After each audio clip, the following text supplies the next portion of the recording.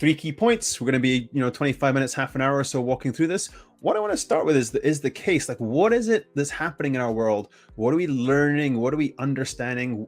Who's paying attention to those things that's really elevated this whole use of people data beyond the kind of classic reporting of how many people completed their performance reviews, how many people filled in the engagement survey, to what does this tell us about the likely revenue? What does this tell us about likely customer impact? What does this tell us about decisions we need to make in order to make our business successful? So what's been driving the case? Then we're going to look at this in motion. We've got some technology set up. We're just going to show you how the state of the art, what's possible, how we actually go about doing that, and then looking at how this scales out across a business.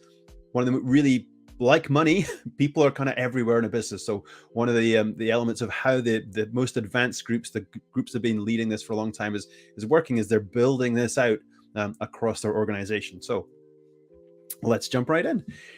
Here we go. So this is hot off the presses, just published in November. It was super exciting for me to see, but it's that link between the people data and the business data.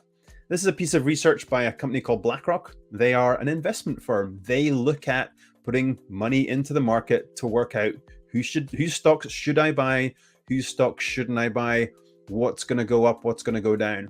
And what they did is a really long look. This is a 2012 to 2021. So that's a number of years in there, 9 roughly. And they're looking at resignation rates. So what's the rate at which people are leaving your business? And they're putting that against return on assets. And so the vertical bar is return on assets, like how much money are we making off the money we have? And then they grouped it by organizations with high turnover and organizations with low turnover. Those of you who are used to understanding charts and have a quick eye, we'll look at quintile 2. So that's the group that are in the top 80% for a low turnover. They aren't the very best, they're the second best. And that's the group where a standout, like their results are above trend in terms of return on assets. And so what that's telling an investor is I need to pay attention to resignation rate. It determines how much money is coming back to a business. It has a direct impact on that. And I also need to know that too little is actually not helpful. Again, lots of people will look at our resignation rates like, oh, let's make it as small as possible. And what this research highlights is that's not actually the case. What we need is a certain amount of throughput. Many people look at an organization like it's an engine. It's not an engine. It's an ecosystem. All the different parts interact with each other. Sometimes they have unintended consequences of how they sort of grow and work together. And so this is saying too little transition in your ecosystem actually has an effect on your returns. Too much clearly has an effect on your returns. Then, two things that are key for me with this one, which is like why this is the age of people intelligence.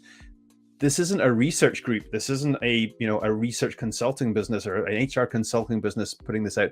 This is BlackRock, an investment business that have put time and energy into making this. And then, a lot of us have understood this intuitively for a while. And you would, depending on who you are, if you're like me, you've argued with CFOs for many decades about exactly this. But now what we're seeing is the proof. And now what we're seeing is people putting that proof there. The next one is, again, released this year and in the Harvard Business Review. And this means for me that people data is on the CEO agenda. Again, what this group looked at is revenue per employee and trying to understand what drives the difference. So guess what? People who are in the top quarter they classified it experience. What they mean by experience is the people who've been with the business a long time. Again, intuitively, this stuff makes sense. I've been with the business. I know what I'm selling. I understand how to sell it. I sell more of it. Many people wouldn't, debate that line of argument. But what these researchers are detecting and why this is vital to a CEO is that this has up to a 50% difference in your revenue per employee. So all of us are heading into hard economic times. All of us are questing for that. How do we make the best use of what we have? How do we make the business successful? Well, here is one key driver. Hold on to the people who understand your business well. It's not just about anybody in any seat. It's actually about the right bodies in the right seats and with up to a 50% difference in terms of those drivers. And this summed it up for me is, again, like, why are we saying this is the age of people intelligence?